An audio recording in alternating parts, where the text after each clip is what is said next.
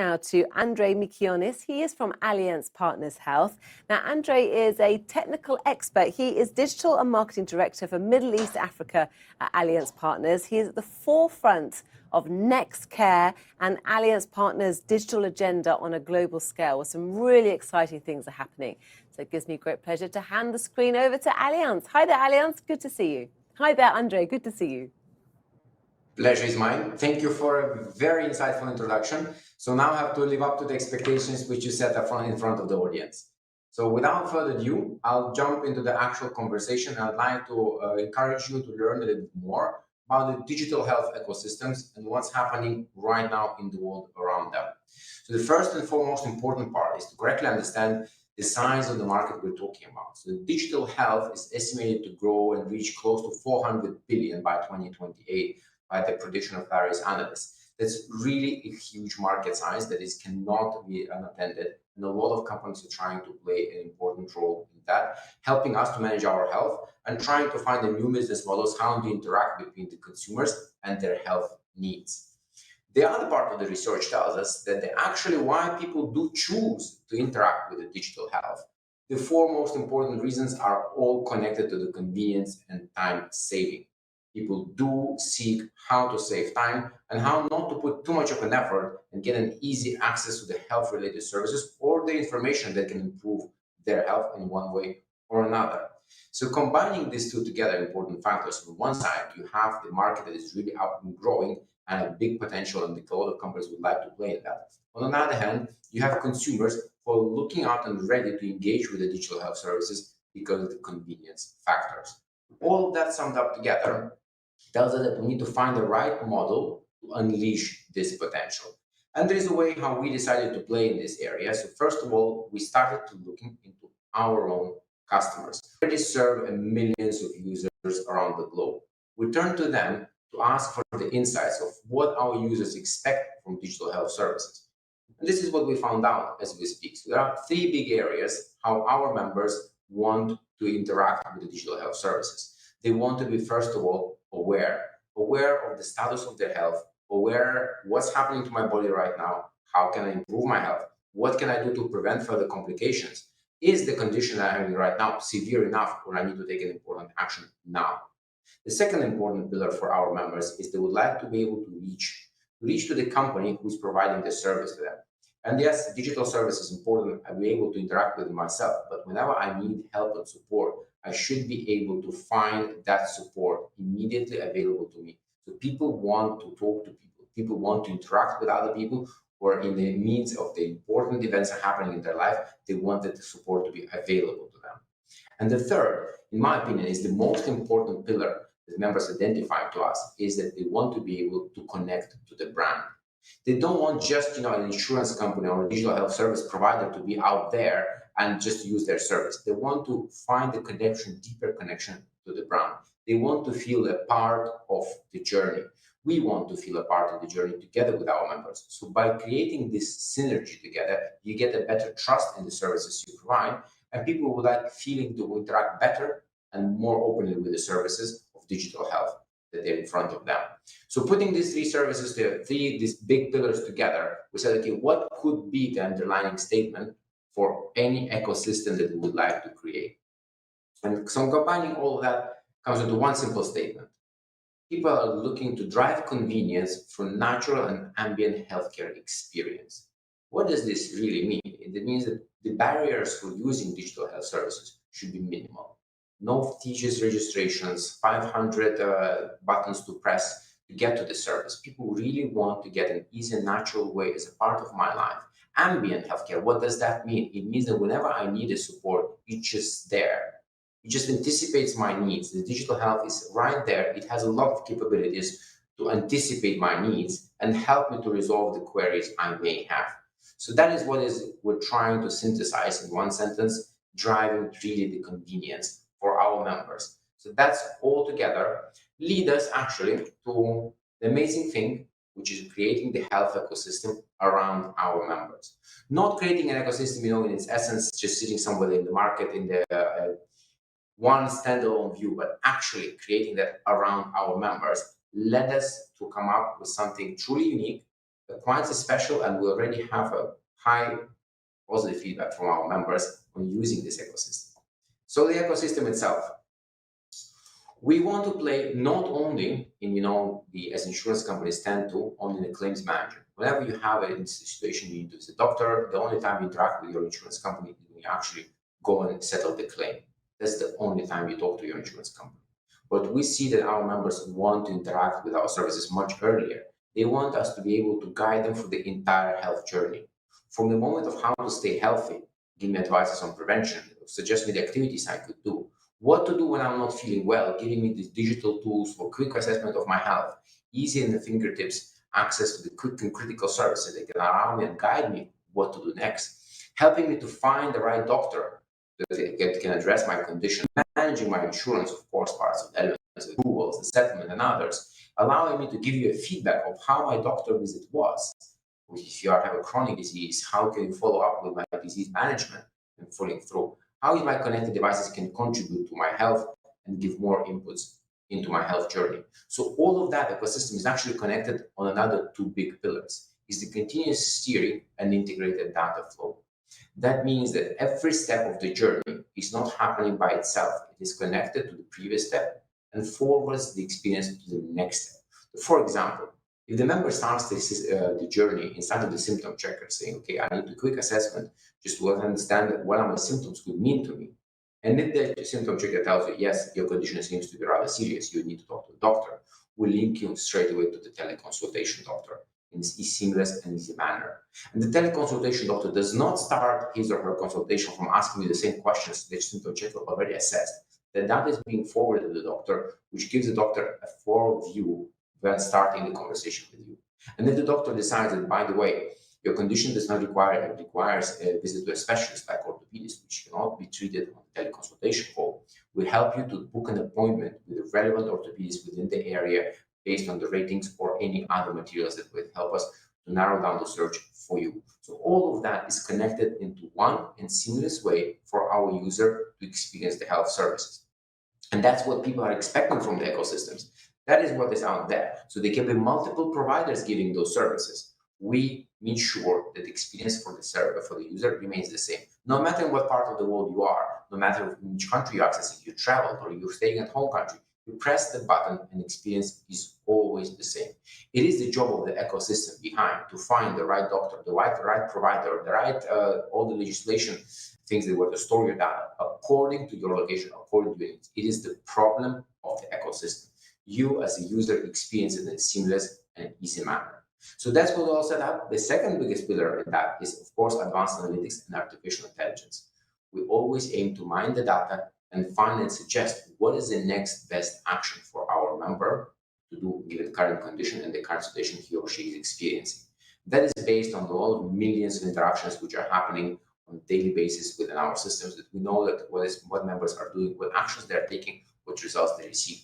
So based on that, we're able, with a relative accuracy, to help and suggest the user what would be the most appropriate action given the condition or given the service experience right now. So without further ado, I'd like to jump a little bit more into the details of the performance of the ecosystem. So saying all of that, combining these things into one way. So another statement looking from the eyes of our customer, if the customers are not only looking, for the best insurance company, but actually the partner in health. So what is we're trying to resolve in this instance is to focus on the medical services for the ecosystem users, so to get easy access that can help to treat their condition or improve their health. And only after that, all of that is linked to the actual insurance services or any other things in the ecosystem. So that's how our users want to interact with their health as we speak right now. Moving from there, I'd like to give some insights of what is already happening in the digital health world and what knowledge we already have from the usership on our ecosystem as we speak. So what's stopped already? Let me start from a symptom checker service. That's a very easy AI engine-based reasoning engine that allows the users to quickly answer a set of questions and within 2 minutes get a response of what could be the probable cause of the symptoms users are experiencing right now. What we found out is that about 14% of the cases, people receive a self-care classified, meaning stay at home, you do not need to see the doctor if your condition is not serious enough. So the people do search this comfort of finding, I have this pain, I have that fever, I have that challenge. What is the easiest way for me to get an answer? And they turn to our symptom checker, and that satisfies their need. Another side to tell you that about 27% of the cases which we have, it's actually the opposite part, where people do receive the suggestion, go and see emergency services now.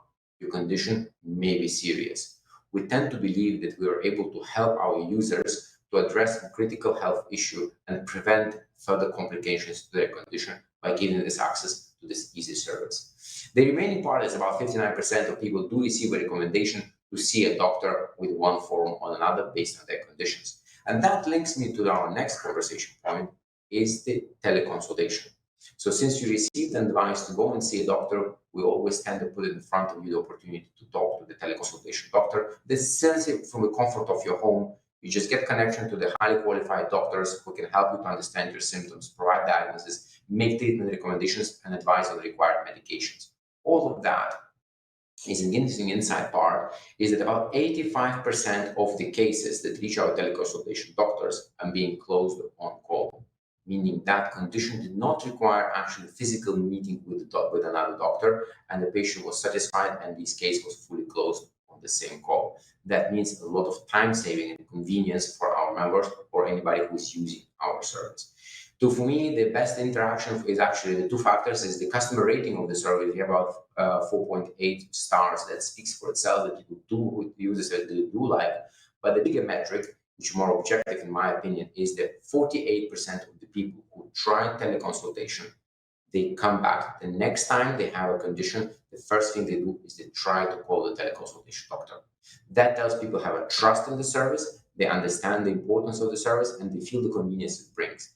About 68% of the cases end up with the e-prescriptions being issued to the patients, and linked maybe in some countries to the drug delivery, which provides a further help into the journey, where there's no need for you to leave your home or office to get the right treatment.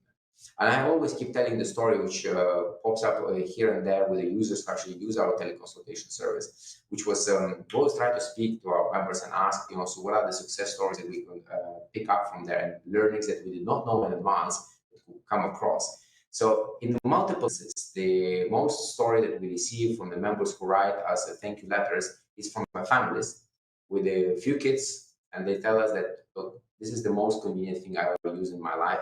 Because if one of my children does have a fever, I don't need to put 4 of them in the car, suffer the trip to the doctor, which is 40 minutes for all the traffic, wait in the lobby of the doctor, then get the Panadol, and come back another and lose half a day of my work there, and go through the pain with when all the kids are fighting in the car. I just, within 15 minutes, I got the call, I got the response, I treated the condition, all sorted.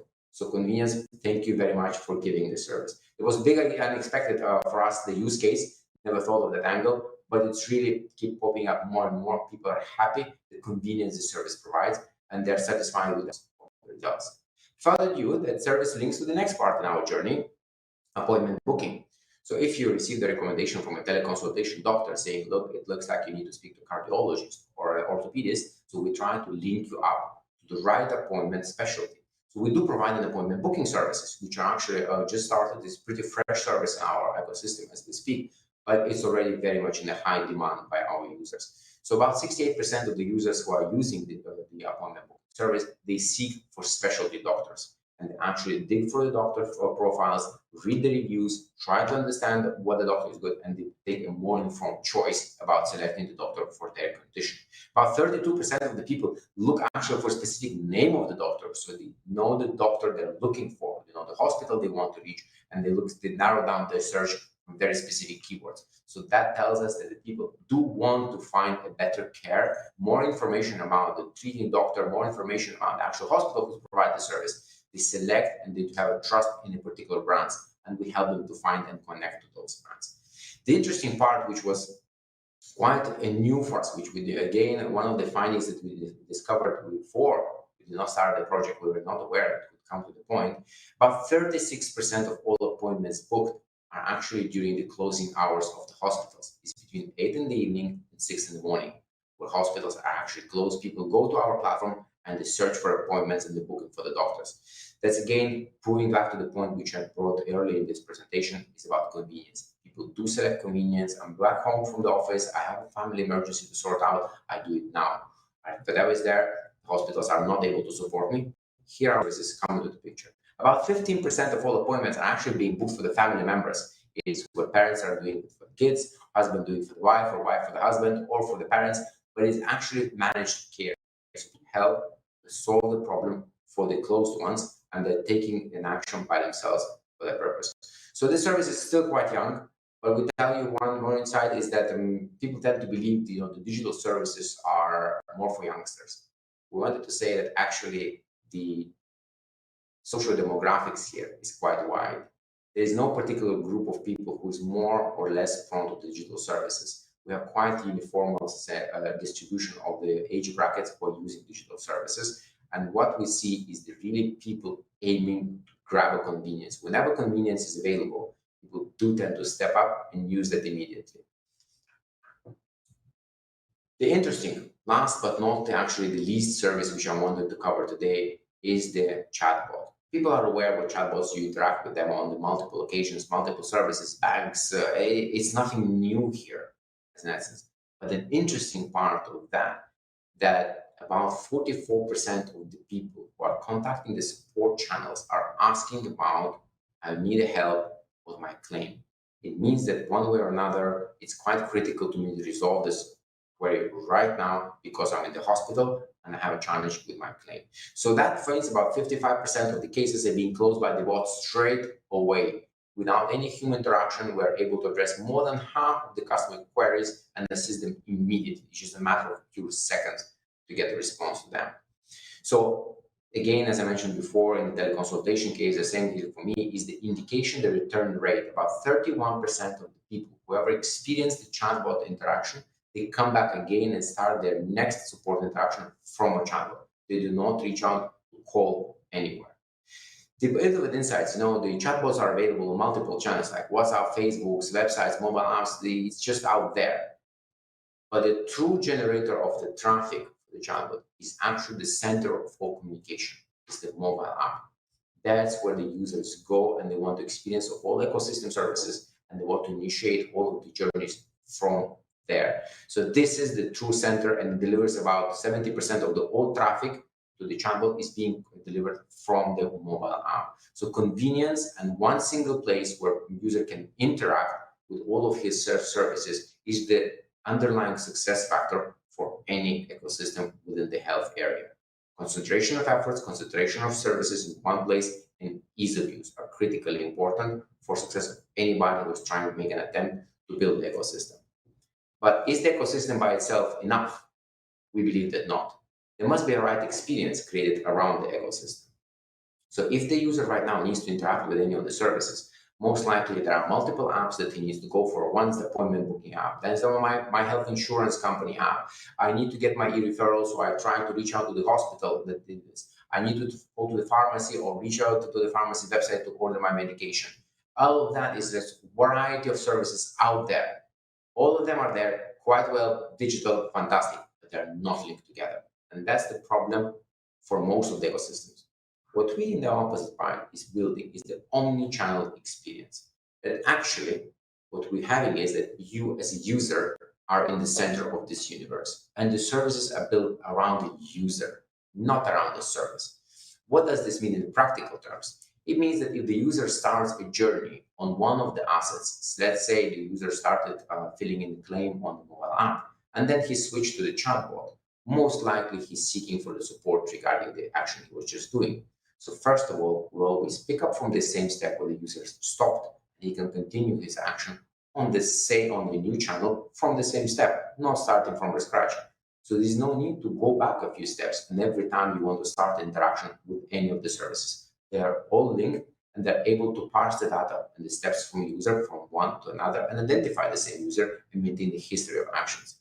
Our predictive analytics allows us to suggest what could be the best possible action for the user and further enhance that experience for the user. So all of that combined, this is our understanding of what the natural and ambient healthcare experience is. In this digital world that's not the future anymore. That's actual practical reality that we all interact on a daily basis, every day, every hour, whether we know it or we don't.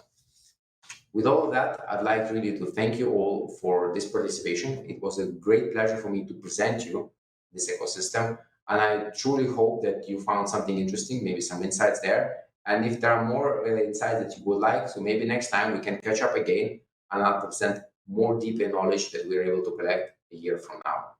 Thank you very much.